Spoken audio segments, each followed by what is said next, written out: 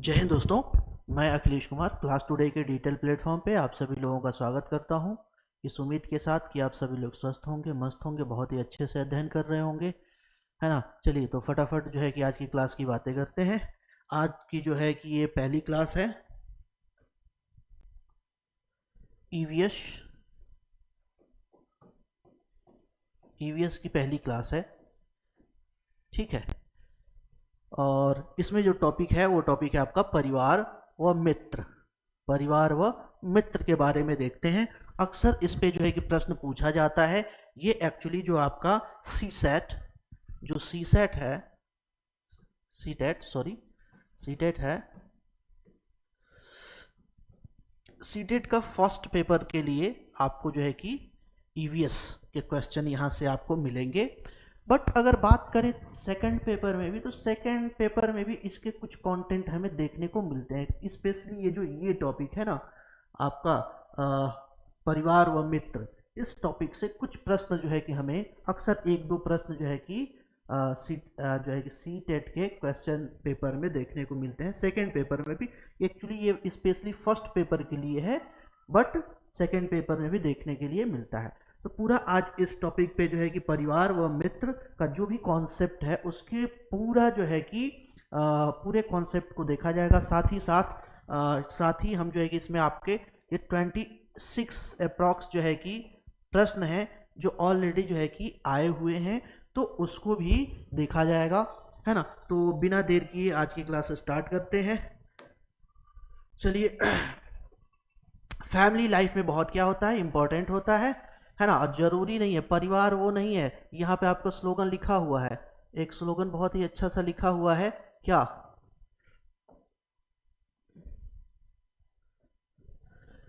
ये जरूरी नहीं कि तस्वीरों में साथ होने वाले परिवार हों, पर मुसीबतों में साथ खड़े होने वाले परिवार होते हैं, है ना।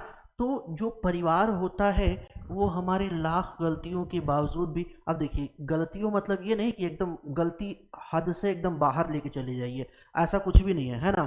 गलती की भी एक अपनी क्या होती है, लिमिटेशंस होती है ना, सीमा होती है। तो उस सीमा के अंदर अगर आप गलती करते हो तब भी जो है कि माफ़ी मिल जाती है। और परिवार हर एक कंडीशन में आपके साथ खड़ा होता है, वही परिवार होता है। नहीं तो तस्वीरों में तो बहुत सारे लोग होते हैं, सेल्फियों में बहुत सारे लोग होते हैं।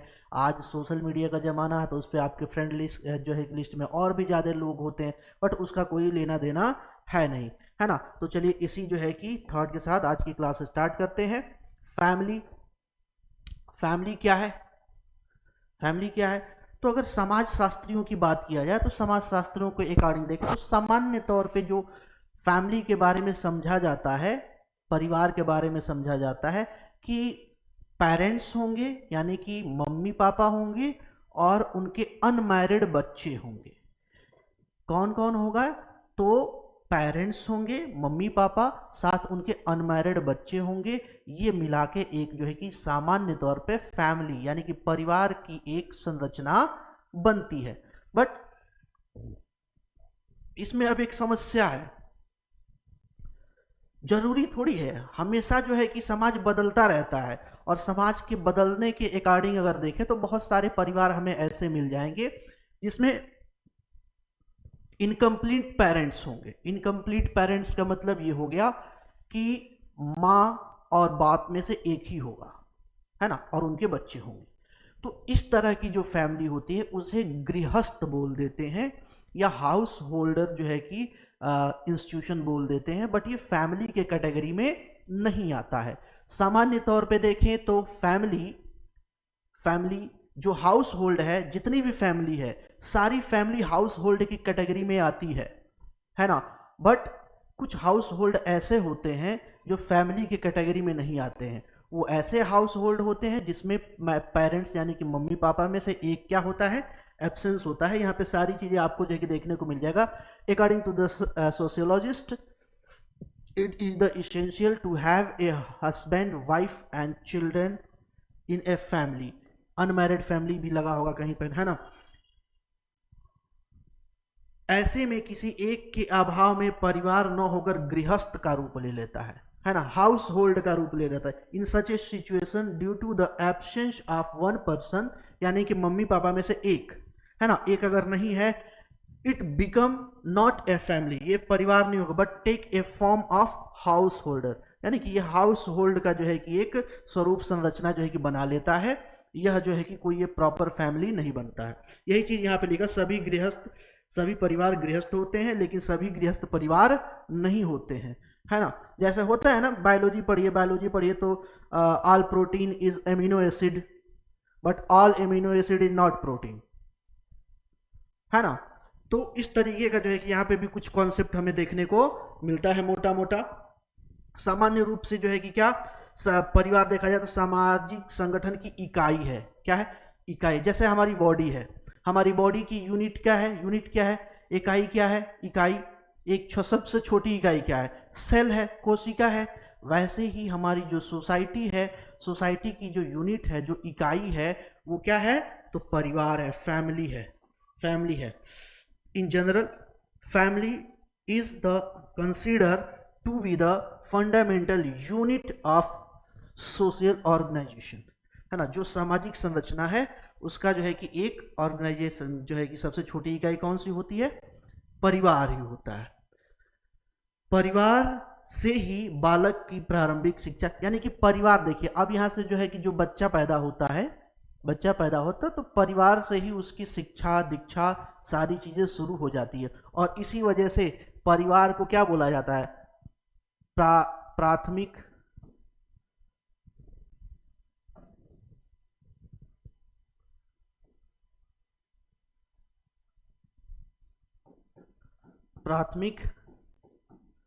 पाठशाला बोलते हैं। प्राथमिक पाठशाला, है ना। परिवार को क्या बोला जाता है? प्राथमिक पाठशाला। और जो माता है, माता को क्या बोला जाता है? पहली शिक्षक, प्रथम शिक्षक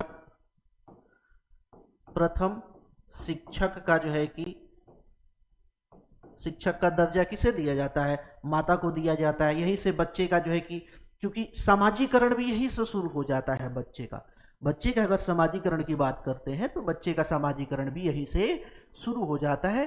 तो प्राथमिक जो समाजीकरण की इकाई है वो भी कहीं ना कहीं आपकी क्या है? परिवार ही है ना। The primary education of children started from the family itself, है ना। It is thought through the family that the child learn quality like love, cooperation, discipline, यानी कि जो आपका प्रेम है, सहयोग है, अनुशासन है, ये सारा जो गुण है वो कहाँ से सीखा जाता है? तो फैमिली के द्वारा ही सीखा जाता है ना। मैकाइवर व पेज के अनुसार देखा जाए, मैकाइवर और पेज क्या कहते हैं परिवार के बारे में? तो परिवार पर्याप्त निश्चित यौन संबंध द्वारा परिभाषित एक ऐसा समूह है जो बच्चों के जनन एवं पालन पोषण की उचित व्यवस्था करता है। According to MacIver of and Page, family is a group defined by fairly definite sexual relation which makes proper arrangement for the reproduction and rearing of children, है ना। तो ये कहने का मतलब क्या होता है? ये जो मैकाइवर वो पेज कहते हैं कि ये कुछ लोगों का समूह है जो रक्त संबंध से जो है कि या वैवाहिक संबंध के द्वारा एक दूसरे से जुड़े होते हैं और इसमें जो है कि सेक्सुअल एक्टिविटीज द्वारा अपने नेक्स्ट जनरेशन को, यानी कि अगली पीढ़ी को जो है कि जनित किया जाता है। तो इस तरह के एक ग्रुप को क्या बोल देते हैं? परिवार बोल देते हैं। तो ये प्रॉपर जो है कि सोशल बायोलॉजिकल डेफिनेशन जो है कि प्रॉपर ये परिवार के यहाँ पे देते हैं। परिवार के कार्य देखें तो परिवार के कार्य में जो है कि दो भागों में बांटा गया है। एक तो जो है कि ऐसे कार्य हैं जो बिल्कुल कंपलसरी हैं, जिनके बिना काम चल ही नहीं सकता। कुछ काम ऐसे हैं जिनके बिना काम चल सकता है ना। तो सामान्य तौर पे देखा जाए तो दो भागों में बांटा गया है, इसेंशियल और अननेसेसरी या नॉन इसेंशियल। ये दो तरह के जो है कि काम देखने को मिलते हैं। अगर इसेंशियल में हम देखते हैं तो आपका क्या क्या हो जाएगा? तो ये आपका हो जाएगा आवास एंड सुरक्षा, भोजन व पोषण, आर्थिक प्रावधान, शिक्षा व मार्गदर्शन, स्वास्थ्य व देखभाल की बात करते हैं, है ना, भावनात्मक सपोर्ट, सामाजिक प्रावधान, मनोरंजन व अब देखिए ये जो मनोरंजन और आराम है ना, ये आपका अनावश्यक कार्यों में जो है किया जाता है सामान्य तौर पे, जरूरी नहीं है। अब देखिए जिसके पास प्रॉपर अपना रोजगार ही नहीं है, हर एक वक्त का जो है कि सोचना पड़ता है, जैसे सुबह का खाना है तो शाम का क्या है, फिर सुबह का क्या है, अगले दिन का हमेशा सोचना पड़ता है, तो सोचना पड़ता है तो उसके लिए प्रायोरिटी पे जो है कि रोटी कपड़ा और मकान ही रह जाता है, फिर वो इंटरटेनमेंट को जो है कि साइड लाइन कर देता है। तो इस तरीके से जो है कि आपको नॉन इसेंशियल में काउंट करने को देखने को मिलता है यहाँ पे, है ना।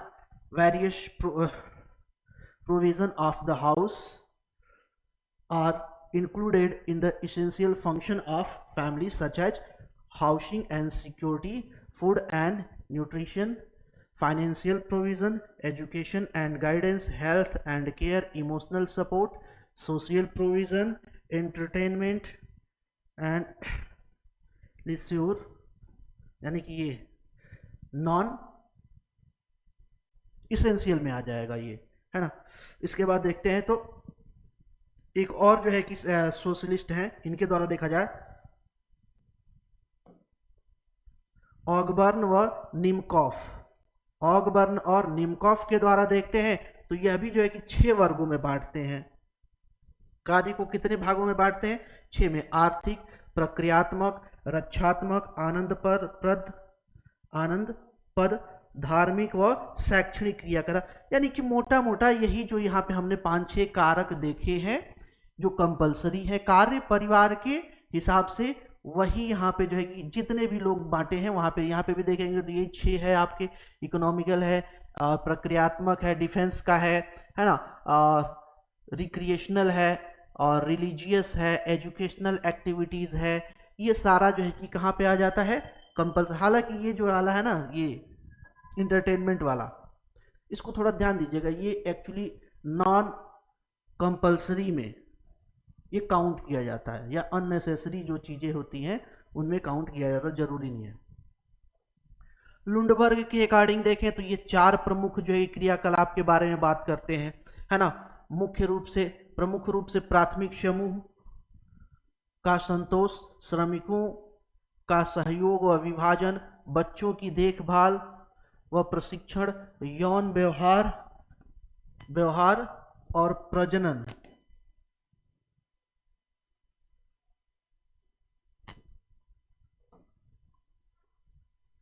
और प्रजनन के नियम आदि इसमें जो है कि ये मुख्य रूप से 4 भागों में बांटते हैं, है ना। इसी तरीके से देखा जाए, अब विशेषता के बारे में देखेंगे तो परिवार में क्या होता है? परिवार में जो है कि मुख्य रूप से वंशानुक्रम पर आधारित एक समूह होता है जिसमें दोनों तरह के संबंध जो है कि पाए जाते हैं, रक्त संबंध भी पाए जाते हैं, वैवाहिक संबंध भी पाए जाते हैं। जो परिवार है, परिवार दोनों तरह के संबंधों से मिलकर बनता है ना। एक तो रक्त संबंध, है ना, रक्त संबंध के द्वारा मिलकर बनता है, और वैवाहिक संबंध के द्वारा मिलकर बनता है। इसमें जो है कि रक्त संबंध में क्या, जो आनुवांशिक गुणों का जो है कि क्या होता है? स्थानांतरण होता है, एक जनरेशन से दूसरे जनरेशन, यानी एक पीढ़ी से दूसरे पीढ़ी तक जो है कि क्या होता है, जो है कि यहाँ पे स्थानांतरण होता है। पारिवारिक सदस्यों के बीच वंशानुगत संबंध होते हैं तथा कुछ विशिष्ट गुण एक पीढ़ी से दूसरे पीढ़ी तो को प्राप्त होते रहते हैं। यही चीज यहाँ पे लिखा गया है। There are hereditary relation between family members and some special qualities are passed on from one generation to the next generation. ठीक है, समाज क्या है? परिवार की इकाई है। ये यहाँ पे जो है कि ऑलरेडी लिखा हुआ है, सोशल इंस्टीट्यूशन, है ना। Family acts as a fundamental unit of social institution. अब यहाँ पे एक चीज और है, संतान उत्पत्ति। संतान उत्पत्ति की बात जब भी आएगी, है ना, जब भी अपने नेक्स्ट जनरेशन को बढ़ाने की बात आएगी, तो नेक्स्ट जनरेशन के बढ़ाने के बाद में देखा जाएगा कि यहाँ पे हमेशा एक कंपलसरी कंडीशन लगता है, वैवाहिक अनिवार्यता, है ना। विवाह क्या होता है?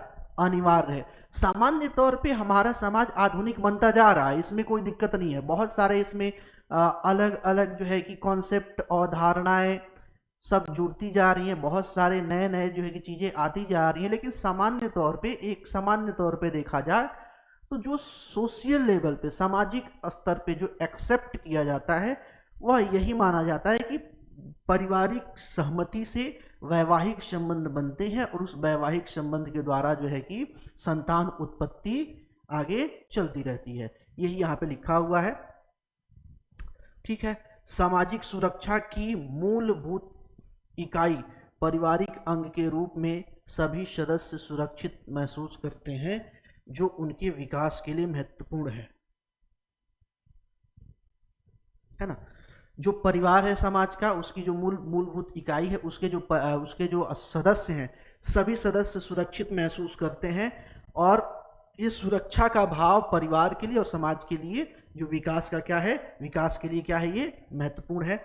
As a family members the basic unit of social security, all members feel safe which is important for their development, है ना। जितने भी परिवार के मेंबर हैं सभी को एक सामाजिक सुरक्षा मिले, सुरक्षा का भाव हो। जब तक उसमें सामाजिक सुरक्षा का भाव नहीं होगा, एकता का भाव नहीं होगा, अपनत्व का भाव नहीं होगा, है ना, भाईचारे, ये बंधुत्व का लगाव नहीं होगा, तब तक वह एक दूसरे का सहयोग नहीं करेंगे। और सहयोग नहीं करेंगे तो विकास नहीं होगा, है ना, पूरे परिवार का विकास नहीं होगा। तो ये कुछ जो है कि कंपलसरी चीजें होती हैं। अब परिवार के वर्गीकरण के बारे में बात करते हैं। तो मुख्य रूप से परिवार को दो जो है कि भागों में बांटा गया है, 2 भाग। इसके अलावा हालांकि और भी तरह के परिवार हैं, अलग अलग नेचर वाइज जो है कि परिवार को रखा गया है। लेकिन मेन देखा जाए तो मुख्य जो है कि 2 तरह के हमें परिवार देखने को मिलते हैं, एकल एंड संयुक्त, है ना। एकल और संयुक्त यानी कि न्यूक्लियर एंड ज्वाइंट फैमिली, ये 2 हमें देखने को मिलती है। अब एकल क्या है, न्यूक्लियर फैमिली क्या है? न्यूक्लियर फैमिली क्या है? It include husband, wife and their unmarried children. Unmarried children, तो न्यूक्लियर फैमिली में क्या आ जाएगा? पेरेंट्स आ जाएंगे plus unmarried children, unmarried children आ जाएंगे। Such family are becoming more prevalent due to the increasing inflation and population. अब भारत में जैसे जैसे जनसंख्या वृद्धि बढ़ती जा रही है ना, जैसे जैसे जनसंख्या बढ़ती जा रही है और जैसे जैसे महंगाई बढ़ती जा रही है, इस कारण से सिर्फ यही 2 कारण नहीं है, कारण और भी बहुत सारे हैं। जैसे शहरीकरण हो गया, है ना, शहरीकरण हो गया तो शहरीकरण में और भी जो है कि आपका जो संयुक्त परिवार का कॉन्सेप्ट है, अवधारणा है, वो और भी देखने को नहीं मिल रहा है। गांव में तो कुछ हद तक आपको देखने को मिल जाएगा ज्वाइंट फैमिली का कॉन्सेप्ट, संयुक्त परिवार का, लेकिन शहरों की तरफ जब आप रुख करते हैं तो वहां पे इस तरह का कोई भी कॉन्सेप्ट हमें देखने को नहीं मिलता है ना। तो ये यहाँ पे देखने की बात है कि जैसे जैसे पॉपुलेशन बढ़ रहा है, अर्बनाइजेशन बढ़ रहा है ना, और जैसे जैसे महंगाई बढ़ती जा रही है, वैसे वैसे न्यूक्लियर फैमिली का कॉन्सेप्ट जो है कि बढ़ता चला जा रहा है। ऐसे परिवार में क्या होता है? कुरीतियां नहीं होती हैं, बैड हैबिट्स नहीं होती हैं, आलस्य का अभाव होता है, जो लेजीनेस है वो लेजीनेस नहीं होता है, पे लिखा होगा, है ना, absence of bad habits, laziness. Personality development क्या होगा? अच्छा होगा।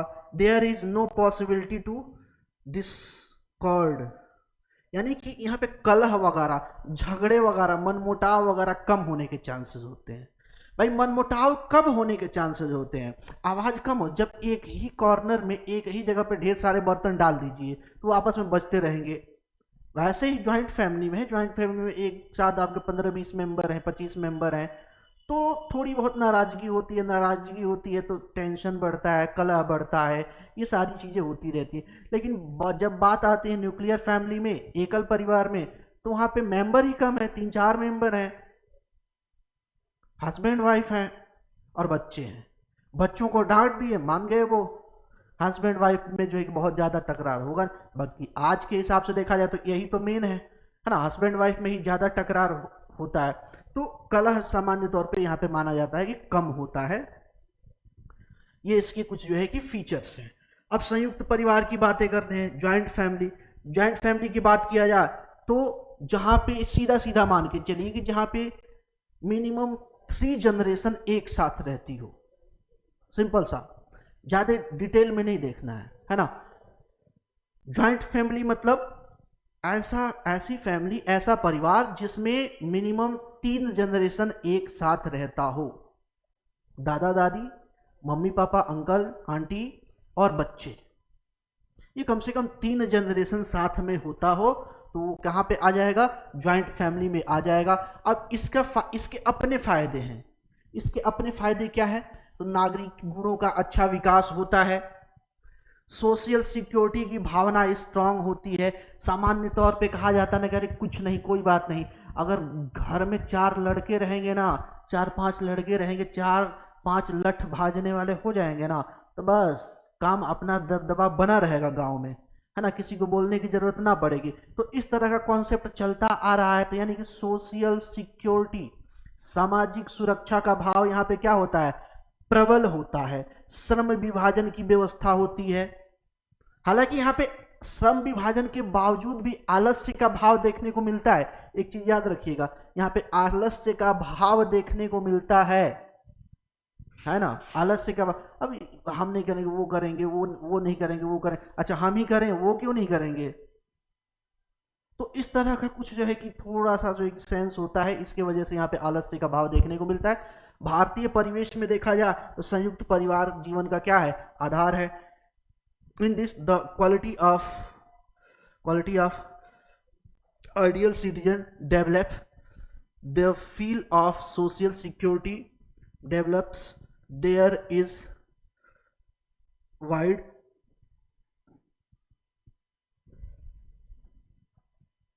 widespread facility for division of labor, there is a feeling of laziness in the Indian society,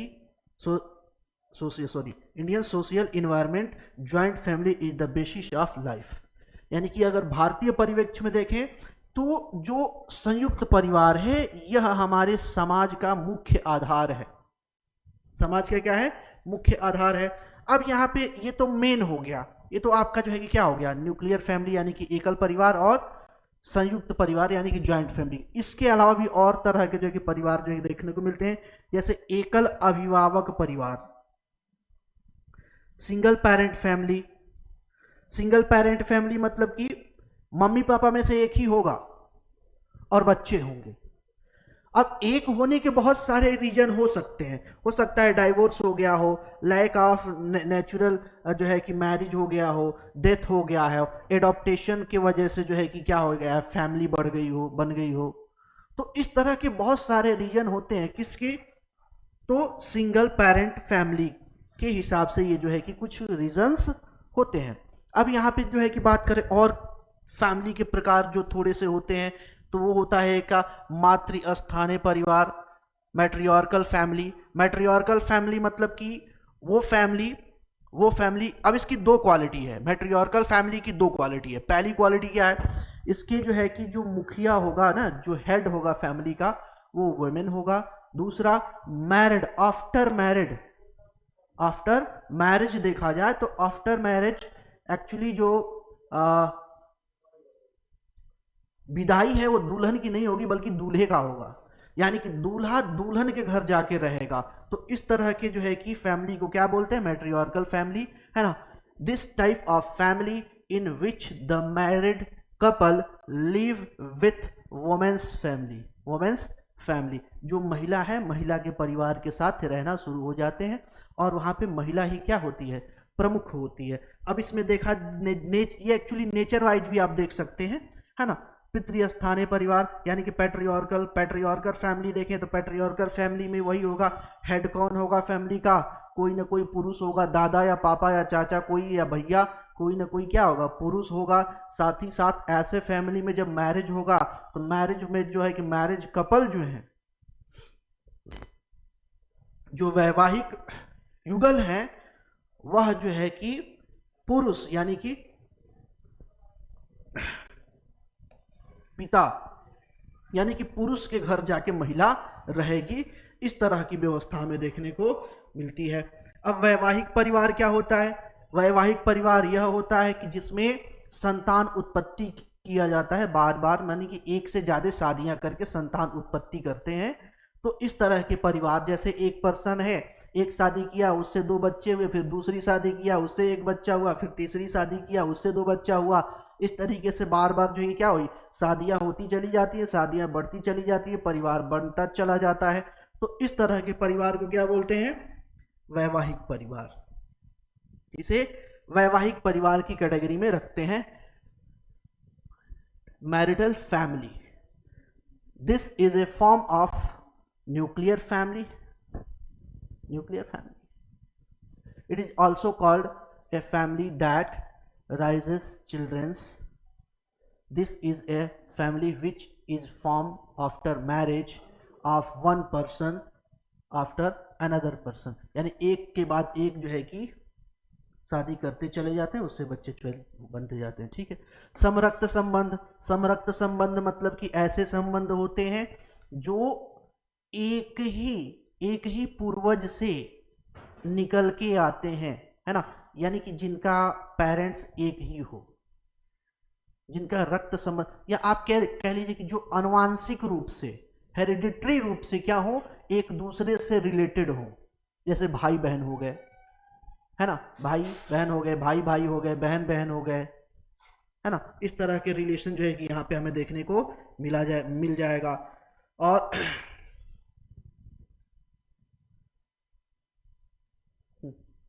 ठीक है, the close relative family is also a form of joint family. It is also called avivinyash family. People of the same blood group included in this because they originated from same blood, या एक person या same person से जो है कि originate होते हैं। परिवार का महत्व देखते हैं तो परिवार में ही सर्वप्रथम बालक का सामाजिकरण होता है। ये ऑलरेडी मैं आपको स्टार्टिंग में ही क्या किया हूँ, बता दिया हूँ कि सामाजिकरण स्टार्ट कहाँ से होता है। सामाजिकरण का पहला चरण या पहला संस्थान बालक का कौन है? परिवार है। वहीं से पारिवारिक गुणों का विकास धीरे धीरे बच्चे में होना शुरू हो जाता है। परिवार ही बालक की क्या है? प्रथम पाठशाला है। और जो माता है वो बालक की कौन है? तो प्रथम शिक्षिका है ना, प्रथम गुरु है कहा जाता है परिवार। और जैसा जैसा परिवार आचरण करेगा वैसा वैसा क्या होगा, बच्चा सीखेगा। The child also try to behave like the elders in family. जैसा जैसा बच्चा क्या होगा, देखेगा, जानेगा, वैसा वैसा सीखेगा, अब वैसा वैसा बिहेव करेगा आपके, है ना। एक बहुत ही सोशल अवेयरनेस के लिए एक बहुत अच्छा जो है कि पहले वीडियो बनाया गया था, जिसमें क्या हुआ था कि एक महिला है, वो अपने सास को क्या करती है, एक कटोरे में जो है कि अलग से खाना देती है। वो कटोरा अलग से दरवाजे पे रखा रहता है, और मन किया धुला, मन किया नहीं धुला, वैसे ही जो है कि रखा रहता है, उसी में उनको खाना पानी मिलता रहता है। तो इस क्रम में देखते हैं कि जब एटलीस्ट उन्हें ओल्ड एज होम पहुंचाया जाता है तो वो अब लास्ट में कटोरा फेंकने जाती है। उनका बेटा देखता है तो बोलता है कि मम्मी मत फेंको, रख दो इसे, क्योंकि तुम भी बूढ़ी हो जाओगी तो इसी में तो खाओगी।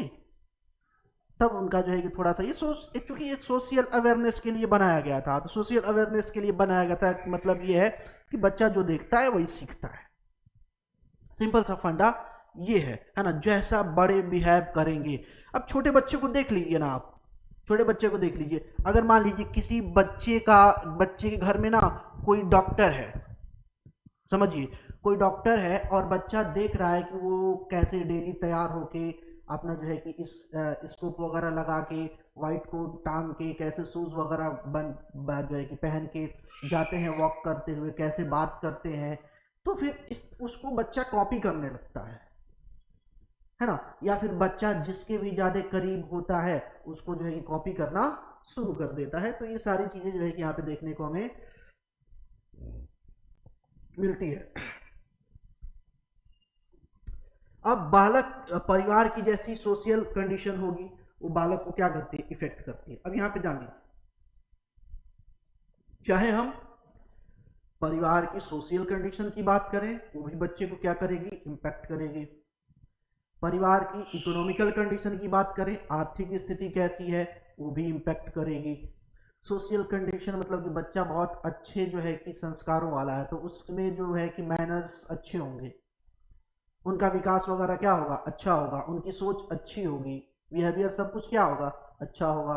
अगर बच्चे के परिवार की आर्थिक कंडीशन बहुत अच्छी है, तो आर्थिक कंडीशन अच्छी है तो उसे अच्छा एजुकेशन मिलेगा, अच्छा एजुकेशन मिलेगा तो उसका मेंटल डेवलपमेंट अच्छा होगा, फिजिकल डेवलपमेंट अच्छा होगा, है ना। और अच्छा न्यूट्रिशन मिलेगा, अच्छा न्यूट्रिशन मिलेगा तो उसके जो है कि फिजिकल डेवलपमेंट भी क्या होगा, बहुत अच्छा होगा। तो ये सारी, इसके साथ साथ अगर मान लीजिए कि ये भी जो है कि बैकग्राउंड का बहुत इम्पेक्ट पड़ता है कि उनके मम्मी पापा का या दादा दादी का बैकग्राउंड कैसा है, एजुकेशनल बैकग्राउंड है, नॉन एजुकेशनल बैकग्राउंड है, क्रिमिनल बैकग्राउंड है, नॉन क्रिमिनल बैकग्राउंड है ना, किस तरह का बैकग्राउंड है, उसका भी इम्पैक्ट बच्चे पे जो है कि ऑलरेडी देखने को पड़ता है। अगर पढ़े लिखे माँ बाप हैं, पढ़े लिखे फैमिली का बच्चा है तो ज़्यादा एक्टिव होगा, उसकी थॉट प्रोसेस अच्छी होगी, है ना, उसके मन में अच्छे विचार आएंगे। ये सारी चीज़ें हमें देखने को मिलती है। अगर बच्चे का जो है कि फैमिली में कोई क्रिमिनल बैकग्राउंड है, आपराधिक जो है कि प्रवृत्ति का व्यक्ति है और वो उसे देख रहा है, तो बच्चा भी वो धीरे धीरे चीज़ें क्या करता है, एडॉप्ट करने लगता है। ठीक है, ये सारी माता पिता का स्वास्थ्य और शारीरिक संरचना का भी क्या होता है, बच्चे पे अच्छा प्रभाव पड़ता है।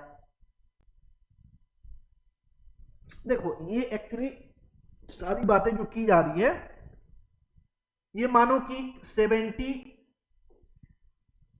का रेशियो होता है, 70-30 का रेशियो होता है। जरूरी नहीं है कि ऐसा हो ही, जरूरी नहीं है कि ऐसा हो कि जो है कि आपका पेरेंट्स जैसा है बच्चा वैसा हो जाए, ऐसे थोड़ी होता है ना।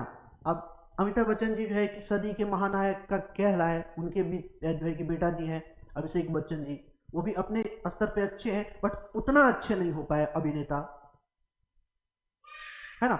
इसी तरीके से जो आपके सचिन तेंदुलकर है, ये अपने जो है कि क्या है, क्रिकेट के लेजेंड है, इनके बेटे उस तरीके से नहीं हो पाए। तो इस तरीके से बहुत सारे पर्सनालिटी हैं जिनका जरूरी नहीं है कि वो चीज मतलब दिखे। कुछ जो है कि आपके इन्वायरमेंटल इम्पैक्ट भी होता है, लेकिन सामान्य तौर पे एक मोटा मोटा एक अध्ययन है कि ये सारी चीजें क्या होती है, इम्पैक्ट करती है। ये सारी चीजें बच्चों पे क्या करती है, इम्पैक्ट करती है। बालक के स्वाभाविक विकास में वातावरण के तत्व का सहयोग, मतलब तो याद रखिएगा, जो कि बच्चा जो होता है, बच्चे के विकास में दो ही चीजों का इंपॉर्टेंट रोल होता है। बच्चे के चाहे आप मेंटल डेवलपमेंट की बात करें, फिजिकल डेवलपमेंट की बात करें, संज्ञानात्मक विकास की करें, भावनात्मक विकास की करें, जिसकी भी अगर आप बात करते हैं, उसमें सिर्फ दो ही चीजों का इंपॉर्टेंट रोल होता है। एक तो होता है आनुवंशिकता का, जो हेरिडिटी उनको जो है कि पेरेंट्स से मिलता है ना, आनुवंशिक जो फीचर्स जो है कि लक्षण मिलते हैं वो, साथ में जो इन्वायरमेंट मिलता है उनको ग्रो करने के लिए, वो ये दो ही चीजों का जो है गहरा प्रभाव पड़ता है। और ये अक्सर आप देखेंगे पेपर में इस तरह का प्रश्न जो है कि आपको मिल जाएगा। ठीक है, environmental element are helpful in the natural development of child. It is the responsible of the family to provide the right environment to children. और अच्छा environment, बच्चे को अच्छा environment मिले, ये अधिकार किसको दिया गया है, पेरेंट्स को दिया गया है।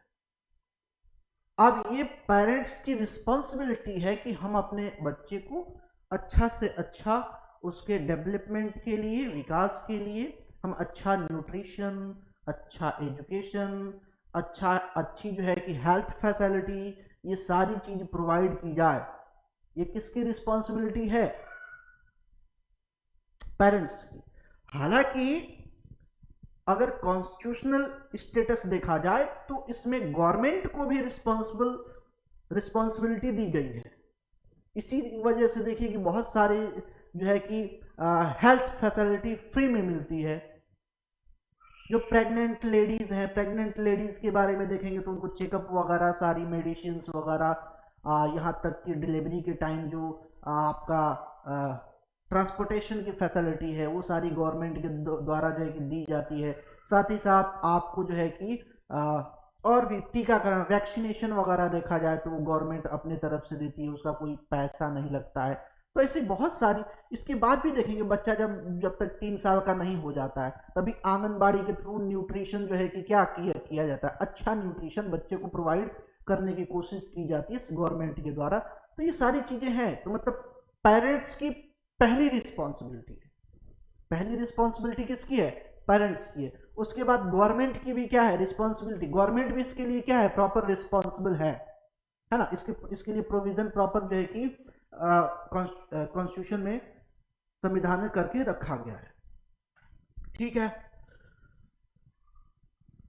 ठीक है। डिसिप्लिन, दिनचर्या, बच्चा जो है कि बच्चे के पे जो है कि डेवलपमेंट पे डिसिप्लिन है, जो दिनचर्या है उसका, जो रूटीन है उसका बहुत गहरा क्या होता है, इम्पैक्ट होता है ना।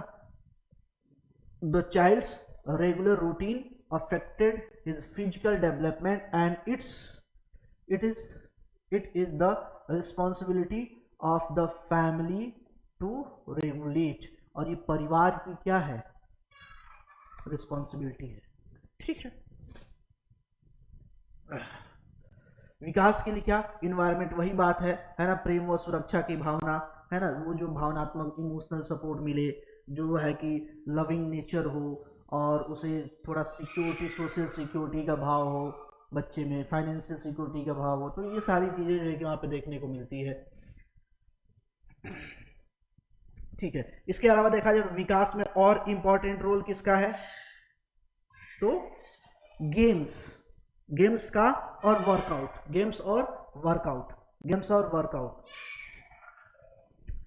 जितना जो है कि ये कंपलसरी है कि बच्चे को एजुकेशन मिले, अच्छी जो है कि हेल्थ जो है कि फैसिलिटी मिले, अच्छा गाइडेंस मिले, है ना, अच्छा न्यूट्रिशन मिले।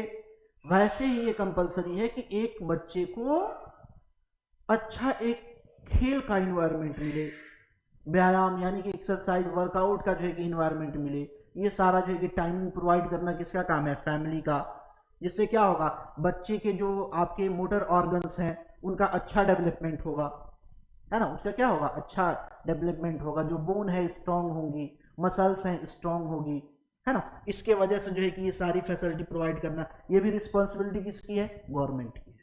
ये भी क्या है, सॉरी, फैमिली की है, पेरेंट्स की है ना। चलिए आगे चलते हैं। अब विकास में वंशानुक्रम की बात आ गई। वही मैंने जो है कि बताया कि चाहे आपकी फिजिकल डेवलपमेंट की बात करें या फिर आप मेंटल डेवलपमेंट की बात करें, है ना, किसी भी डेवलपमेंट की बात करें, इसमें जो है कि 2 चीजें कंपलसरी है, environment and inheritance play the major role. लिखा है वहां पे, in the development of child's mental ability, his inheritance play a major role which he received from his family या parents। ठीक, अब इसको बार बार बताने की जरूरत है नहीं। मानसिक विकास की बात करें तो मानसिक विकास में एक और चीज यहां पे जोड़ दिया गया है ना। मेंटल डेवलपमेंट की अगर बात करें तो मेंटल डेवलपमेंट में एक और चीज जोड़ दिया गया है इसमें, क्या, जो लैंग्वेज डेवलपमेंट है, बच्चे का जो भाषाई विकास है, भाषाई विकास भी क्या होता है, बहुत ही महत्वपूर्ण होता है बच्चे के मेंटल डेवलपमेंट के लिए। ठीक है। वैसे ही पारिवारिक इन्वायरमेंट की बात करें,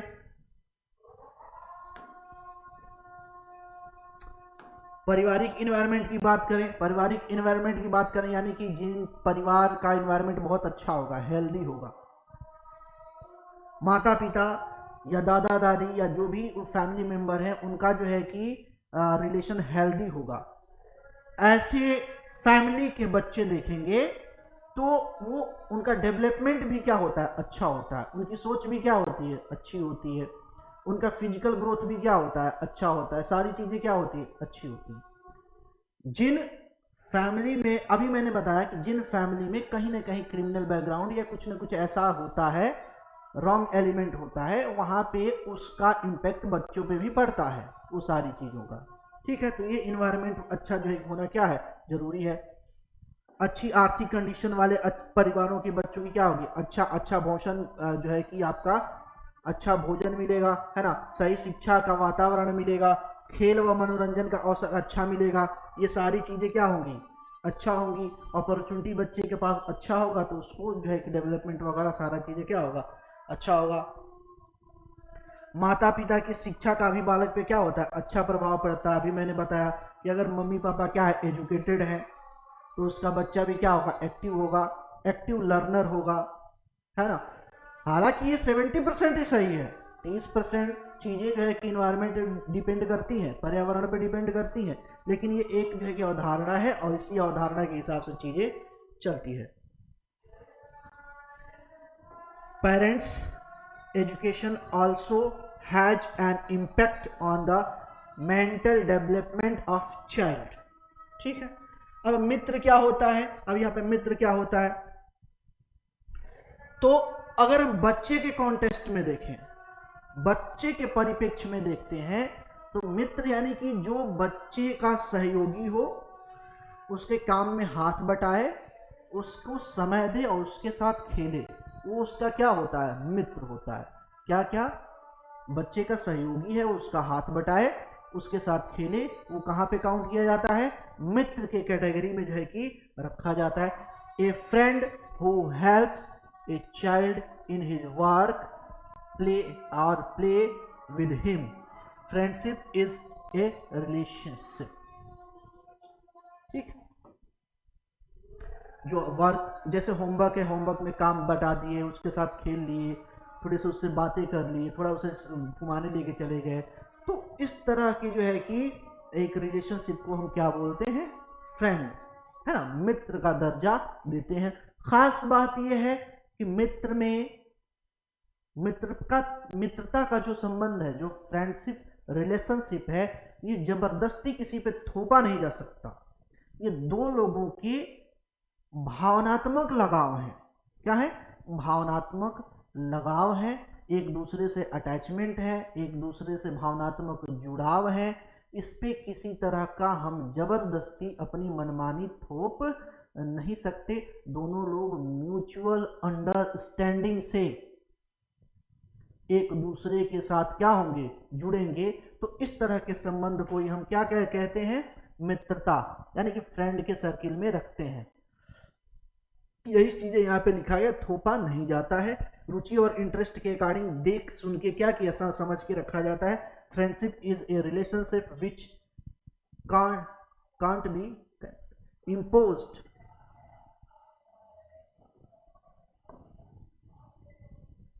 imposed like other relationship. There is freedom to choose friend as per one's convenience and interest, यानी कि अपनी जो है कि सुविधा के अनुसार और अपने इंटरेस्ट के अनुसार जो है कि चुना जाता है। इसमें थोपने का कोई भाव नहीं होता है। बंधन में तो मन का लगाव, ये सारी चीजें हैं, ये ऑलरेडी मैंने आपको बताया है ना। अरस्तु के एक बारे में देखें तो अरस्तु जो है कि मित्रता को 3 भागों में बांटते हैं। मित्रता को क्या करते हैं, 3 भागों में बांटते हैं। अरस्तु के अनुसार जो फ्रेंड सर्किल है, फ्रेंड सर्किल वो 3 तरह की होती है। कौन कौन सा है, तो उपयोगिता की मित्रता, इंटरेस्ट, है ना, जिसे बोलते हैं मतलबी यार, मतलबी दोस्त, है ना। मतलबी दोस्त मतलब होता है ना, बच्चे जैसे जो है कि होते थे पहले, याद कीजिए आपका जमाना, पता चला कि आपके जो है कि ग्रुप में जो है कि 4 लड़के हैं, उसमें 2 से बनती है, बाकी से नहीं बनती है।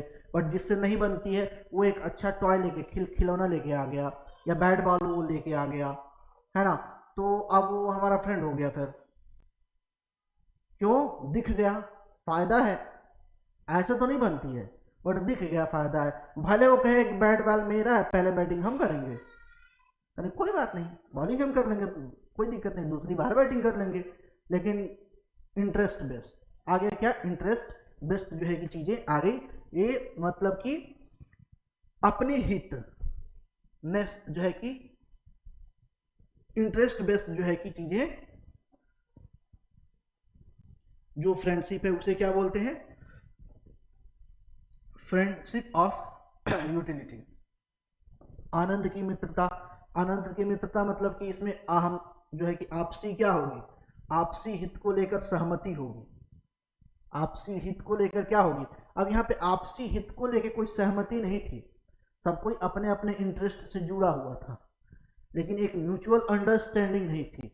बट यहाँ पे क्या होगी, एक म्यूचुअल अंडरस्टैंडिंग होगी, आपसी हित जो है कि जो आपके सेल्फ इंटरेस्ट है, सेल्फ इंटरेस्ट को लेकर के प्रॉपर एक म्यूचुअल अंडरस्टैंडिंग होगी कि चल भाई तेरे से जो है ना मेरे को जो है कि ये फायदा हो रहा है, तो तुमको जो है कि ये फायदा हो जाए, हम दोनों साथ मिलकर काम कर लेते हैं, है ना। तो इस तरह के रिलेशनशिप में क्या बोलते हैं, आनंद की मित्रता।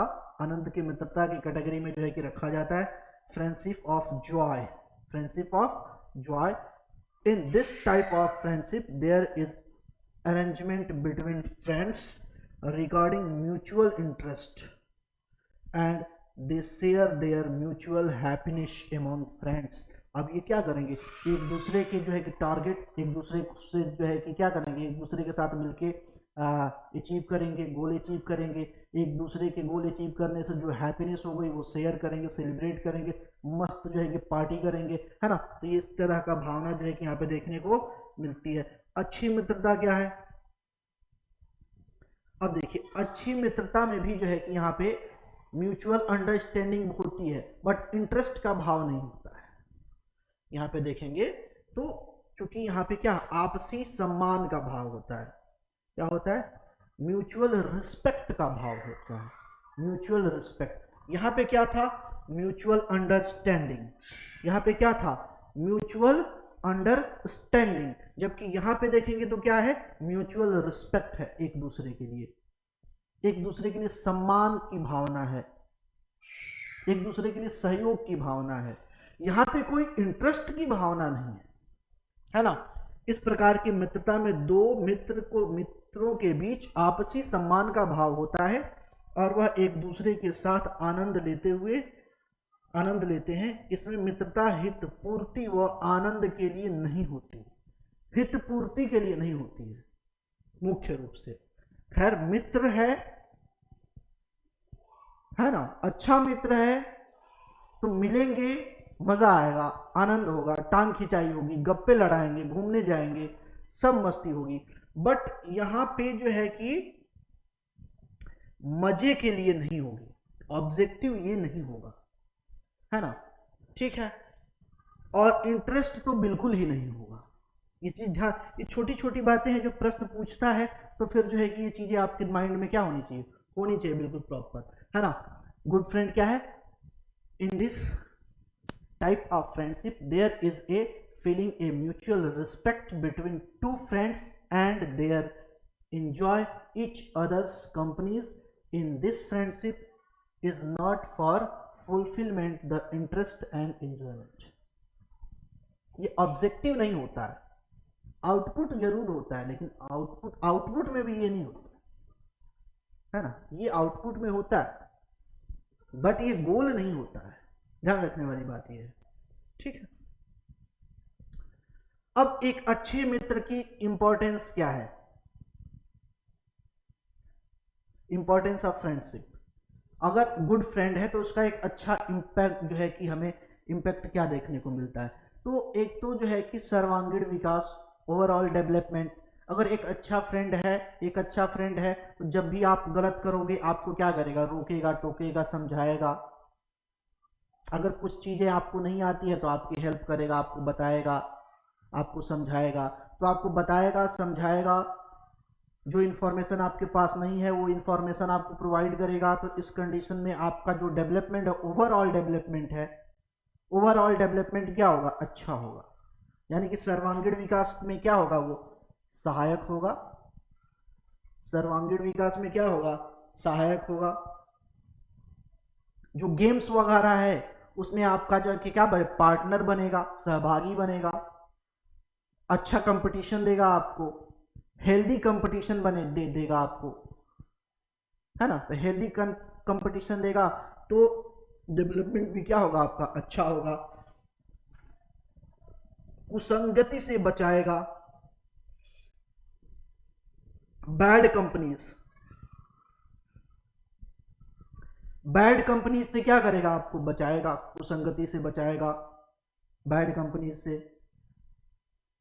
गलत दोस्तों के संगत में नहीं पड़ने देगा। बोलते हैं ना कि अरे इसका संगत का असर है, गलत देखो, गलत राह पे चल गया है ना। तो अगर अच्छा दोस्त है तो आपको कभी गलत सलाह नहीं देगा, गलत राह पे नहीं जाने देगा, किसी गलत संगति में आपको नहीं पड़ने देगा, है ना। ठीक है। अच्छा दोस्त है तो आपके एक सोशल वैल्यूज आप में क्या करेगा, अच्छा डालेगा, अच्छा एक जो है कि आइडियल स्टेटस सेट करेगा आपके लिए और अपने लिए, दोनों को दोनों के लिए। ये सारी चीजें हमें देखने। Only a good friend teach social ideals and values, a good friend protect children from the adopting animalistic tendency. जो पशु प्रवृत्ति है, पशु प्रवृत्ति मतलब कि ऐसी प्रवृत्ति जो मानवीय समाज के लिए अच्छा नहीं है, उस तरह की प्रवृत्ति से आपको क्या करेगा, वो बचाएगा। ठीक है। महत्वपूर्ण जो है कि मेंटल डेवलपमेंट में अच्छी भूमिका निभा। संबंध के बारे में बात करें तो संबंध के बारे में वही बात करें, दो या दो से अधिक लोगों के बीच में जो आपके फैमिली होते हैं या जो लोग होते हैं उनमें दो तरह का जो है कि सामान्य तौर पे संबंध पाए जाते हैं परिवार में। एक तो ब्लड रिलेशन पाया जाता है, उसके बाद शादी के द्वारा वैवाहिक संबंध जो है कि पाया जाता है। रक्त संबंध वो होता है जो एक ही पेरेंट से आगे बढ़ता है, वैवाहिक संबंध जो विवाह के द्वारा क्या होता है, स्थापित होता है। ये सारी चीजें जो है यहाँ पे लिखी हुई हैं।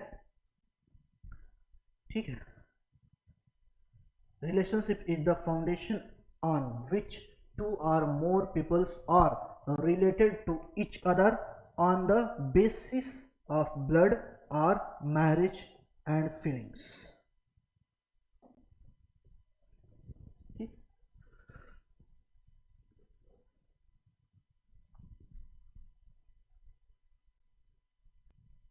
वही चीजें हैं कि अगर परिवार अच्छा है तो क्या होगा, आदर्श अच्छा मिलेगा, वैल्यूज कस्टम्स वगैरह बिलीव वगैरह फेथ वगैरह जो भी क्या होगा, अच्छे बच्चे में डेवलपमेंट होगा। हेरिडिटरी। ठीक है। बालक के सभी संबंधियों का उसके व्यक्तित्व पे भी विकास पे प्रभाव पड़ता है। हाँ, ये ऑलरेडी बता चुके हैं आपको, है ना। ऑल द रिलेटिव्स ऑफ, ठीक है, हो गया।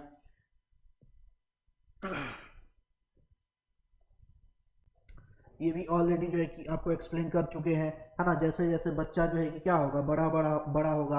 अगर बच्चा छोटा है तो सिर्फ मॉम यानी कि मदर के कांटेक्ट में है तो सिर्फ उसी का इम्पैक्ट पड़ेगा, मदर का इम्पैक्ट पड़ेगा।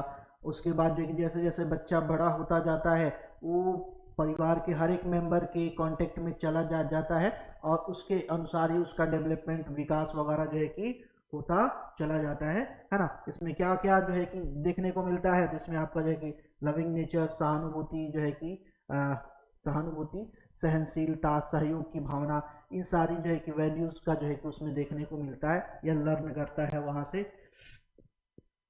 ये सारी चीजें यहाँ पे दे रखी हैं। संबंध दो प्रकार के होते हैं, वैवाहिक संबंध, मैरिटल रिलेशन एंड समरक्त यानी कि रक्त संबंध। ये ऑलरेडी मैंने आपको बता चुके हैं, तो अब इसको यहाँ पे टाइम वेस्ट नहीं करते हैं, आगे चलते हैं, है ना। ठीक है। कार्य व खेल। अब परिवार है तो परिवार में कार्य और खेल दो तरह से जो है कि इसको डिवाइड किया गया है। तो जो कार्य है, जो वर्क है, वो वर्क किसकी रिस्पॉन्सिबिलिटी है, तो जो एल्डर है, जो फैमिली के एल्डर हैं, जो बड़े लोग हैं, उनकी रिस्पॉन्सिबिलिटी क्या है, वर्क है। ठीक है। बच्चे की रिस्पॉन्सिबिलिटी क्या है, गेम खेलना, व्यायाम करना, स्टडी करना, ये किसकी है, बच्चे की जो है कि जिम्मेदारियां क्या, कार्य की जिम्मेदारी किसकी है, वयस्कों की है। बच्चे खेल कूद के लिए क्या होते हैं, अनिवार्य होते हैं। Sport are mandatory for childrens, यहाँ पे ऑलरेडी लिखा हुआ है। ठीक है। बाल्यावस्था में बच्चे क्या होते हैं, रचनात्मक प्रवृत्ति के होते हैं, रचनात्मक प्रवृत्ति के होते हैं। और यह भी रचनात्मकता उनको मिलती है कहाँ से, फैमिली से ही मिलती है। अब फैमिली में कुछ ना कुछ जो चीजें होती देखेंगे, वो जो भी चीज होता देखेंगे परिवार में, वो सारी चीजें वो एडॉप्ट करते जाएंगे, सीखते चले जाएंगे। और उसी तरीके से उनका जो है व्यक्तित्व में जो क्रिएशन का एक जो टेंडेंसी है वो जो है देखने को हमें मिलेगा। ठीक है। क्रिएटिव गेम्स जैसे ब्लॉक्स वगैरह बनाना, बहुत सारे जो है कि क्या होते हैं क्रिएटिव गेम्स आ गए हैं। ब्लॉक्स जो है कि बनाना, फिर से जो है कि हाउस बनाना, उस हाउस को क्या करना, डेकोरेट करना, ये सारे बहुत सारे जो है किस तरीके के जो है कि आपके प्लेइंग टूल्स कह लीजिए या ब्लॉक्स कह लीजिए आ गए हैं मार्केट में, जिनसे जो है कि बच्चे के अंदर क्रिएटिविटी जो है कि बनी रहती है। इसके अलावा भी बहुत सारी चीजें हैं। ठीक है। चाइल्डहुड में ही क्रिएशन टेंडेंसी डेवलप हो जाती है। खेल खेल में बच्चे सहज रूप से सीखते हैं। खेल खेल में बच्चे क्या होते हैं, ये बहुत इंपॉर्टेंट चीज है। बच्चे जो है कि सबसे ज्यादा किस से खेलते हैं, किस तरीके से सीखते हैं, तो जो प्लेइंग मेथड है, प्लेइंग मेथड या आप कह लीजिए लर्निंग बाय डूइंग का जो मेथड है, उस मेथड के थ्रू बच्चे ज्यादा जो है कि सीखते हैं। इस क्रम में देखेंगे तो बहुत इंपॉर्टेंट चीजें जो है कि देखने को आपको मिल जाएंगी। ब्लॉक वगैरह जोड़ के आकृति बनाना, ये ऑलरेडी चीजें हम जो है रचनात्मकता में ये सारी चीजें देख चुके हैं। प्लेइंग मेथड से देखेंगे तो प्रोजेक्ट विधि है, किंडरगार्टन विधि है, मॉन्टेसरी विधि है, डाल्टन विधि है, ह्यूरिस्टिक विधि है, बेसिक शिक्षा इत्यादि। ये सामान्य जो कुछ क्रियाकलाप विधियां हैं, इसको बोलते हैं लर्निंग बाय डूइंग मेथड या प्लेइंग मेथड, है ना। जैसे प्लेइंग स्कूल, प्ले स्कूल है, किंडरगार्टन है, मॉन्टेसरी है, इस तरह के जो स्कूल्स हैं वो एक्चुअली क्या होते हैं, यहाँ पे project method, kindergarten method, Montessori, Dalton method, है ना, ह्यूरिस्टिक मेथड, बेसिक एजुकेशन, ये सारी चीजें कुछ ऐसे मेथड्स हैं जिसमें प्लेइंग यानी कि गेम्स के द्वारा बच्चों को एजुकेशन दिया जाता है। इसके दो बेनिफिट होते हैं, एक तो बच्चा सीखता रहता है, उसका पठन पाठन चलता रहता है ना, टीचिंग चलती रहती है, साथ ही साथ उसमें क्रिएटिविटी भी अच्छी आती रहती है। तो ये चीज यहाँ पे देखने को हमें मिलता है ना। खेल का बच्चों के विकास में योगदान, खेलकूद से बच्चों के शारीरिक मानसिक विकास होता है, ये ऑलरेडी जो है कि आपको बता चुके हैं, तो ये दोबारा यहाँ पे रिपीट करने की जरूरत नहीं है ना। यह बच्चों के शारीरिक, सामाजिक एवं रचनात्मक, ज्ञानात्मक क्षमता के विकास में सहयोग करता है खेलकूद। अच्छा, खेलकूद से क्या क्या होता है, ऑलरेडी जो है कि मैंने थोड़ा सा आपको बताया था, है ना। बच्चों में क्या होता है, जो फुर्ती होती है, अच्छी एक्टिविटी, यानी कि जो बॉडी होती है वो एक्टिव होती है, जो मसल्स होते हैं वो स्ट्रांग होते हैं, जो बोन्स होती हैं वो स्ट्रांग होती हैं, जो जॉइंट होते हैं वो क्या होते हैं, स्ट्रांग होते हैं। तो इस तरीके के जो है कि ये चीजें हमें देखने को मिलती है बच्चों में। ठीक है। हड्डियां, ये सारी चीजें यहाँ पे देखिए, मांसपेशियां, हड्डियां मजबूत होती हैं, रक्त का संचार, जो ब्लड सर्कुलेशन है, ब्लड सर्कुलेशन क्या होता है, अच्छा होता है ना। ये जितनी भी चीजें मैं आपको बोल रहा हूँ, बता रहा हूँ, वो सारी चीजें यहाँ पे ऑलरेडी मेंशन है ना। फेफड़े क्या होंगे, लंग्स और हार्ट दोनों क्या होते हैं, स्ट्रांग होते हैं। लंग्स यहाँ पे क्या होंगे, मजबूत होंगे, साथ ही साथ आपका हार्ट भी क्या होता है, मजबूत होता है। ठीक है। सक्रियता के कारण प्रतिरोध, हाँ, रेजिस्टेंस पावर, या कह लीजिए कि आप इम्यूनिटी, बॉडी इम्यूनिटी इंक्रीज होती है, बॉडी इम्यूनिटी क्या होती है, इंक्रीज होती है। प्रतिरोधक क्षमता का क्या होता है, अच्छा खासा विकास होता है बच्चों में। ठीक है, ऑलरेडी ये हो चुका है। भावनात्मक से कमजोर बच्चे, हाँ, जो भावनात्मक रूप से कमजोर बच्चे हैं, भावनात्मक रूप से क्या है, कमजोर बच्चे हैं, कुछ ना कुछ उसमें कमियां हैं, जो सामान्य तौर पे बच्चों से घुल मिल नहीं पाते हैं, तो उनके लिए जो प्लेइंग मेथड है बहुत ही अच्छा कारगर सिद्ध होता है, थेरेपी का काम करता है। उसमें उनमें एक अपनत्व या लगाव की भावना होती है, जिसके वजह से उनका अच्छा परफॉर्मेंस होने लगता है। जैसे एक मूवी आई थी तारे जमी पे, वहाँ पे जो है कि अवस्थी नाम का एक जो है कि बच्चा है जो क्या है जो है कि थोड़ा सा वीक है मेंटली, या उसको कोई अंडरस्टैंड नहीं कर रहा है, वो किसी से कनेक्ट नहीं हो पा रहा है, जिसके वजह से दिक्कत हो रही है। अब एक पर्सन आता है, उसे जो है कि थोड़ा सा उसको प्लेइंग नेचर की तरफ लेके जाता है, उससे थोड़ा सा कनेक्ट करता है ना, और उसमें फिर डेवलपमेंट अच्छा होता चला जाता है। तो ये एक तरीके से जो प्लेइंग मेथड है वो एक तरीके से थेरेपी का काम करता है। अगर बच्चा जो आपसे कनेक्ट नहीं कर पा रहा है, यानी कि पेरेंट्स से या फिर टीचर से कनेक्ट नहीं कर पा रहा है, तो इस कंडीशन में जो है कि वो बहुत ही बच्चा जल्दी कनेक्ट कर पाता है। ठीक है। बहुत सारे बच्चे ऐसे होते हैं जो पढ़ने में तो बहुत अच्छे नहीं होते हैं, लेकिन स्पोर्ट में बहुत अच्छे होते हैं। तो जरूरी थोड़ी है कि पढ़ने में ही उनका कैरियर अच्छा होगा, स्पोर्ट में भी अगर कैरियर अच्छा होगा। तो आज देखिए जो है कि जो स्पोर्टमैन्स हैं, बहुत सारे लीजेंड हैं, उनका फ्यूचर कितना अच्छा है।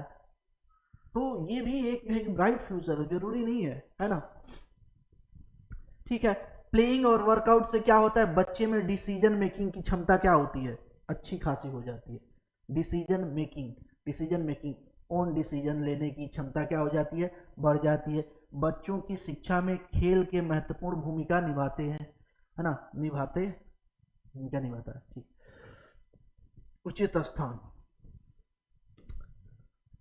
इसी तरीके से देखेंगे कि इसी वजह से जो स्कूल ही है, स्कूलिंग सिस्टम है, उसमें एक प्लेइंग आवर रखा जाता है बच्चों के लिए, है ना, चाहे वो प्लेइंग आवर जिस हिसाब से रखा जाए, बट एक प्लेइंग आवर रखा जाता है। तो ये प्रॉपर जो है क्या था, कंटेंट था। अब यहाँ से हम बात करेंगे क्वेश्चंस की। अब यहाँ से प्रश्न संख्या पहला, जितना हमने पढ़ा है लगभग उसी बेस पे सारे प्रश्न हैं, लगभग सारे प्रश्न उसी बेस पे हैं। तो इसको फटाफट जो है कि हम देखते चलते हैं, है ना। परिवार क्या है, एक समूह है, एक समुदाय है, एक सामाजिक संस्था है और एक भीड़ है। अब मुझे नहीं लगता कि आपको मेरे को जो है कि बताने की जरूरत है। ऑप्शन नंबर क्या हो जाएगा, सी हो जाएगा, एक सामाजिक संस्था है। सिंपल सी बात है, अभी हम ये देखते हुए आ रहे हैं। समाजशास्त्रियों के अनुसार परिवार में, according to socialist in the family, परिवार में कौन कौन होते हैं, पति पत्नी और बच्चों का होना अनिवार्य है। माता पिता और पति पत्नी का होना अनिवार्य है।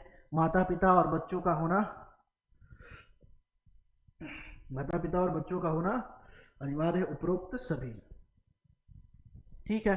तो इस क्रम में अगर हम देखते हैं दो में, तो इसमें जो मुख्य है आपका पति पत्नी होंगे, है ना, पति पत्नी होंगे और बच्चे होंगे, ये अनिवार्य यहाँ पे देखने को मिलता है। ठीक है।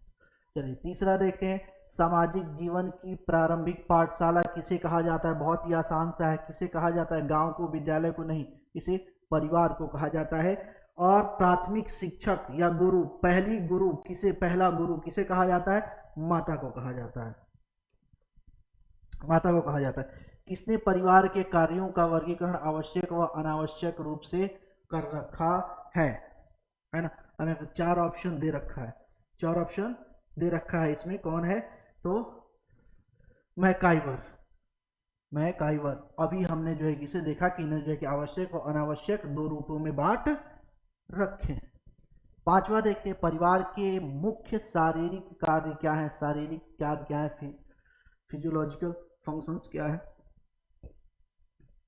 तो पालन पोषण, अपब्रिंगिंग, भोजन फूड, शारीरिक सुरक्षा क्या है। तो देखिए पालन पोषण भी है, अपब्रिंगिंग भी है, फूड सिक्योरिटी भी क्या इंश्योर करना जरूरी है, और शारीरिक सुरक्षा यानी कि फिजिकल सिक्योरिटी भी क्या है, कंपलसरी है। तो ऑल द एबाउ, डी ऑप्शन क्या है इसका, करेक्ट है, डी ऑप्शन इसका करेक्ट है। ठीक है।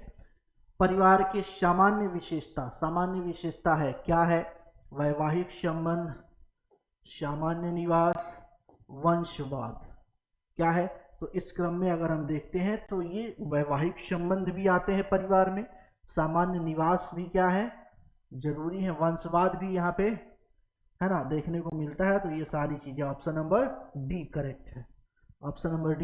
करेक्ट है, निम्नलिखित में से कौन सा संयुक्त परिवार का एक गुण नहीं है। ठीक है। तो आलस्य का अभाव, कृषि व्यवस्था के लिए उपयुक्त, सम विभाजन की सुविधा, उपरोक्त में से कोई नहीं, है ना। विच of the following is non a characteristic of joint family, joint family के कौन सा एक जो है कि नहीं है, तो यहाँ पे आलस्य का अभाव ये नहीं है। आलस्य का भाव, अभी मैंने बताया कि ज्वाइंट फैमिली में आलस्य का भाव होता है, जबकि यहाँ की अभाव की बात किया जा रहा है ना, कि लेजीनेस नहीं होता है, जबकि लेजीनेस होता है। और इसमें मेन कारण क्या होता है, हम ही करें वो नहीं करेंगे, हम तो ये काम किए हैं वो ये काम करें, तो इस तरीके के थोड़ा सा जो है कि जो है कि एक अनहेल्दी कंपटीशन कह लीजिए या लेजीनेस कह लीजिए, ये भाव जो है कि यहाँ पे, है ना, होता है। क्या नहीं होता है, तो ये नहीं होता है, ठीक है। एकल परिवार के तीव्र प्रचलन के लिए क्या उत्तरदायी है ना। What is the responsible for the rapid rise of the nuclear family. महंगाई, हाँ जी बिल्कुल है। जनसंख्या, पॉपुलेशन, बिल्कुल है। कलह की संभावना, बिल्कुल है। ये तीनों चीजों है, यानी उपरोक्त सभी है, all of this, all of this. Next है प्रश्न संख्या आपका 9। भारतीय परिवार का स्वरूप है, the form of Indian family is मातृसत्तात्मक, मैट्रियॉर्कल, है ना, पितृस्थानीय, मातृस्थानीय, मैट्रियॉर्कल, पितृसत्तात्मक। तो इसमें से सामान्य तौर पे जो है कि है आपका क्या, पितृसत्तात्मक। समाज कैसा है भारत का, पितृसत्तात्मक। आगे चलते हैं। निम्नलिखित में से कौन सा परिवार समरक्त संबंधी परिवार का उदाहरण है। समरक्त संबंधी, समरक्त संबंधी, समरक्त संबंधी यहाँ पे बात करते हैं, तो यहाँ पे बात कर लेंगे एकल परिवार। एकल परिवार समरक्त संबंधी भावना नहीं आती है, भावना बाद में आती है। ये बेसिकली मैरिज बेस्ड जो है कि परिवार हो जाता है ना।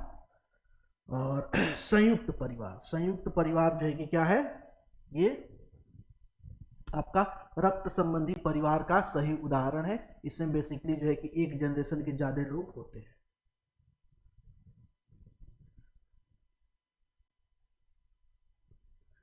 किस प्रकार के परिवार में वैवाहिक युगल स्त्री के परिवार के साथ निवास करता है।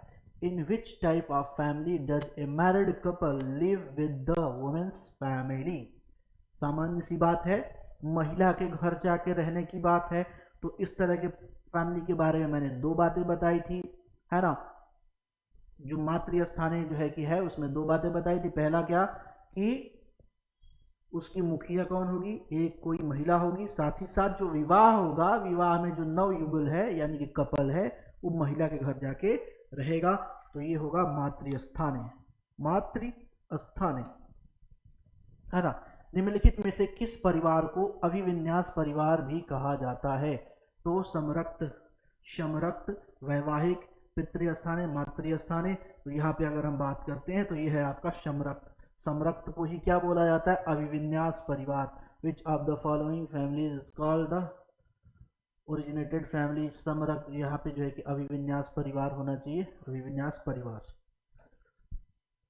ठीक है। समरक्त संबंध का उदाहरण किस प्रकार के परिवार में परिलक्षित होता है, ठीक है। चलो, तो अब यहाँ पे ऑप्शन क्या हो जाएगा, एकल परिवार, संयुक्त परिवार, सी। अगर यहाँ पे बात करते हैं तो ये सी ज्यादा ऑप्शन क्या है, सही है, ज्यादा ऑप्शन सही है। अगर ये नहीं होता, कुछ और होता, तब ऑप्शन ये सही हो जाता। बालकों का समाजीकरण सर्वप्रथम किसके द्वारा होता है, by home is the socialization of children done first. सबसे पहले किसके द्वारा होता है, परिवार के द्वारा, शिक्षा के द्वारा, मित्रों के द्वारा, रिश्तेदारों के द्वारा। सबसे पहले किसके द्वारा होता है, परिवार। फिर से बता देते हैं आपको, सबसे पहले क्या होता है, परिवार, परिवार, परिवार के बाद आएंगे तो फिर आएगा आपका विद्यालय, विद्यालय, और उसके बाद अन्य। ये पहला हो जाएगा, ये दूसरा हो जाएगा, ये आपका तीसरा हो जाएगा। है ना। ठीक है, चलिए। विद्यालय में कौन सी मित्रता निम्नलिखित में से कौन सी मित्रता सर्वोत्तम है? Which of the following friendship is the best? आनंद की मित्रता, उपयोगिता की मित्रता, अच्छाई की मित्रता और उपरोक्त सभी। अभी यहाँ पे अगर हम बात कर देते हैं फटाफट, तो यहाँ पे क्या होगा? सबसे पहले अच्छाई की मित्रता। अच्छाई की मित्रता क्या है? सबसे अच्छी होती है, जो म्यूचुअल जो है कि रिस्पेक्ट पे बेस होती है, जिसमें इंजॉयमेंट होता है ना, मजे होते हैं, बट इसमें इंटरेस्ट नहीं होता है, एक दूसरे से लाभ के लिए मित्रता नहीं की जाती है। ठीक है, और अस्तु द्वारा मित्रता के वर्गीकरण में क्या सम्मिलित है? क्या सम्मिलित है? उपयोगिता की मित्रता, आनंद की मित्रता, अच्छाई की मित्रता, उपरोक्त सभी। तो ऑल द एबाउ, उपरोक्त तीनों जो है ये क्या है? सही है। ये अभी अभी हमने क्या किया है? देखा है। रिश्तों का क्या आधार होता है? What is the basis of relationship? रक्त होता है, विवाह होता है, भावनाएं होती हैं। तो देखिए, रक्त आधार, रक्त संबंध भी होते हैं, वैवाहिक संबंध भी होते हैं, भावनात्मक संबंध भी होते हैं, तीनों आधार होते हैं। उपरोक्त क्या हो जाएगा? सभी हो जाएगा, यानी कि डी हो जाएगा। ठीक है। समरक्त संबंध में संबंध का आधार क्या होता है ना? What is the basis of relationship in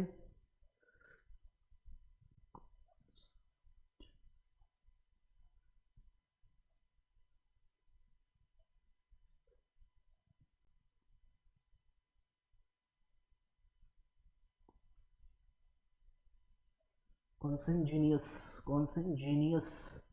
relationship? ठीक है, तो क्या हो जाएगा आपका? रक्त, ब्लड, विवाह, मैरिज। हाँ, तो अभी ये क्या हो जाएगा? दोनों हो जाएगा। ये क्या हो जाएगा? दोनों हो जाएगा यहाँ पे, है ना। खेल कूद भावनात्मक रूप से कमजोर बच्चों के लिए क्या कार्य करता है? खेल कूद भावनात्मक रूप से कमजोर बच्चों के लिए क्या काम करता है? तो थेरेपी का काम करता है। अभी हमने देखा किसका काम करता है? थेरेपी का काम करता है। खेल कूद बच्चों के विकास में सहायक होता है। Sport are helpful in the development of children, है ना। किस तरह के जो डेवलपमेंट में? ज्ञानात्मक, सामाजिक, शारीरिक, ये सभी। ओवरऑल अगर हम बात करते हैं तो ये बात करता है क्या? सभी तरह के विकास में ये काम करता है। अब ये जो है कि बेसिकली जो है कि पूछे गए प्रश्न है। परिवार एक इकाई होता है जिसमें माँ, पिता और उनके 2 बच्चे होते हैं, यह कथन है। इस जो है कि कथन है, a family is a unit consisting of the parents and their 2 children. This statement क्या है? सही नहीं है, क्योंकि इस कथन में यह स्पष्ट करना चाहिए कि बच्चे जैविक होते हैं। अब ये जरूरी नहीं है, ये जरूरी नहीं है। जब हमने परिवार की परिभाषा देखी थी, परिवार के टाइप्स देखे, तो वहाँ पे एडॉप्टिंग में भी सिंगल पेरेंटिंग जो है कि देखा था, तो वहाँ पे एडॉप्टिंग के थ्रू भी फैमिली बन रही थी, है ना। तो ये क्या हो जाएगा? गलत हो जाएगा। सही नहीं है, क्योंकि परिवार कई प्रकार के होते हैं तथा परिवार का केवल एक ही प्रकार में वर्गीकरण नहीं किया जा सकता। Is not correct because there are many types of families and families can not be classified in only one type. ये बिल्कुल सही है, ये कथन क्या है? सही है। ऑप्शन नंबर बी इसका क्या होगा? करेक्ट होगा। ठीक है। अब यहाँ पे क्लास 3rd के छात्रों को रमा ने सिखाया कि पिता, माँ और उनके बच्चे एक परिवार का गठन करते हैं, और यदि दादा दादी एवं अन्य रिश्तेदार साथ रहते हैं तो यह एक विस्तारित परिवार है। आप इस बारे में क्या सोचते हैं? Rama taught class 3rd student that father, mother and their children constitute a nuclear family, and if grandparents and other relatives live together, it is an existent family that do a think about this. ठीक है, तो इसमें अब क्या दे रखा है, परिवार की अवधारणा को इसके तहत सिखाया जाना चाहिए। क्या अब इसके रिलेटेड में कौन सा जो है सही है, परिवार की परिभाषा गलत है, रमा अपने छात्रों के प्रति संवेदनशील है, शिक्षण अधिगम दृष्टिकोण समावेशी नहीं है। अब इसमें क्या चीज जो है कि सही है, तो इसके अकॉर्डिंग अगर हम देखते हैं कि शिक्षण अधिगम दृष्टिकोण समावेशी नहीं है, teaching learning approach is not inclusive, ये क्या है यहाँ पे, करेक्ट। चलिए आगे चलते हैं अब इसमें। निम्नलिखित में से कौन सा वर्तमान पर्यावरण अध्ययन पाठ्यक्रम के 6 मुख्य थीमों में से एक नहीं है, Which of the following is not one of the 6 main themes of the current environmental studies curriculum, है ना। काम और खेल है, भोजन के बारे में ठीक है रखा गया है बिल्कुल, आवास के बारे में, हम चीजें कैसे बनाते हैं ये नहीं है। डी ऑप्शन 23 का देखेंगे तो डी ऑप्शन, सॉरी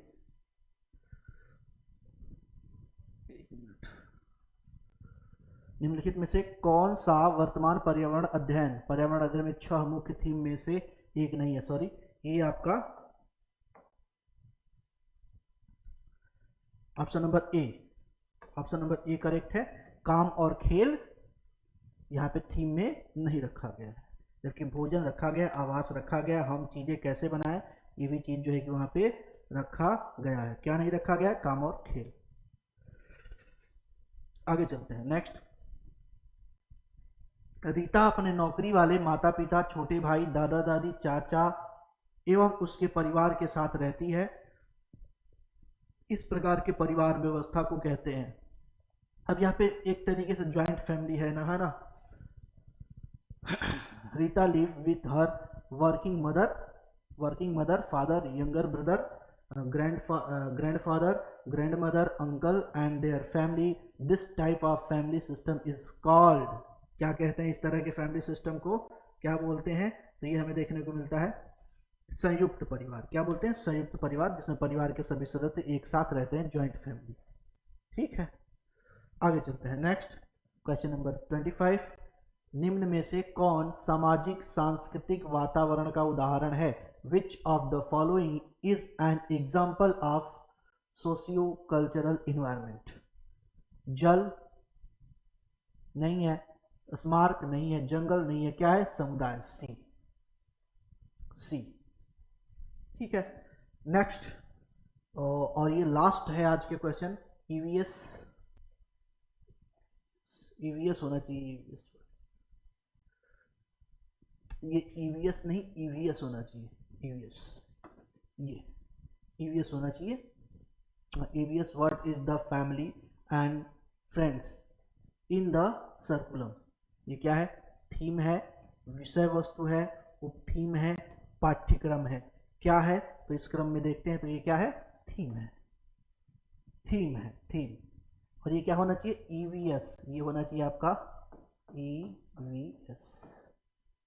ठीक है, तो ये आज का जो है क्या था, लास्ट क्लास था, है ना। आज की क्लास को यहीं पे रहने देते हैं, मिलते हैं आपसे नेक्स्ट क्लास में। आज के लिए धन्यवाद।